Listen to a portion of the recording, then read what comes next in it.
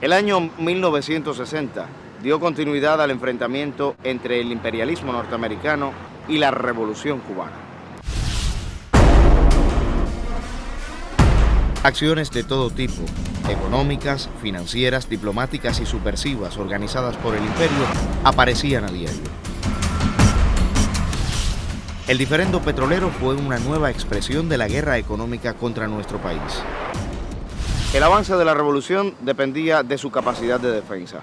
Por eso, ante la negativa de las transnacionales norteamericanas de refinar el petróleo soviético en sus refinerías asentadas en Cuba, que a la vez anunciaron el cese del suministro de petróleo a nuestra nación, el gobierno revolucionario procedió a la intervención de esas plantas. El segundo golpe mortal fue la supresión por la administración de Dwight D. Eisenhower el 6 de julio de la compra de 700.000 toneladas de azúcar ya producidas por Cuba.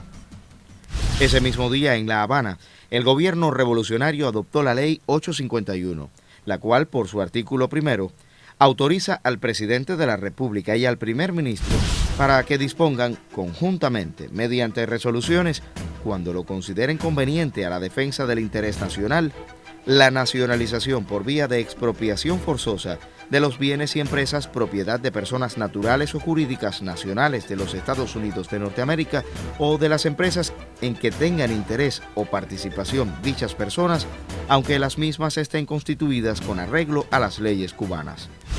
En el contexto de las contradicciones antagónicas entre revolución y capitalismo, el 6 de agosto de 1960, ante la maniobra que se avecinaba en el seno de la OEA, con la convocatoria a la reunión de cancilleres en Costa Rica, ocurre uno de los hechos más significativos de la historia de Cuba.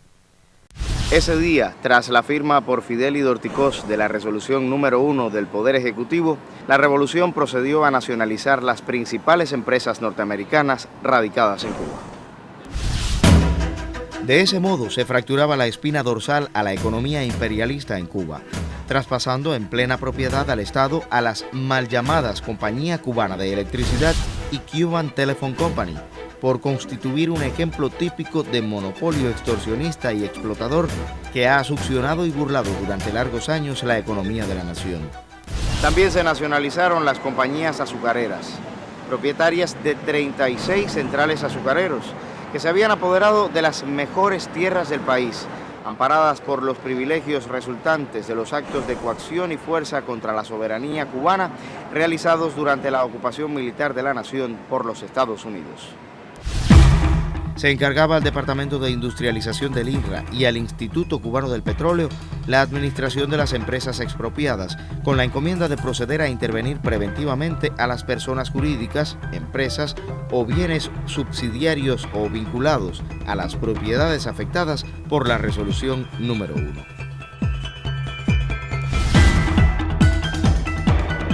El anuncio de esta medida fue efectuado por Fidel en el Estadio del Cerro, en la clausura del primer Congreso Latinoamericano de Juventudes.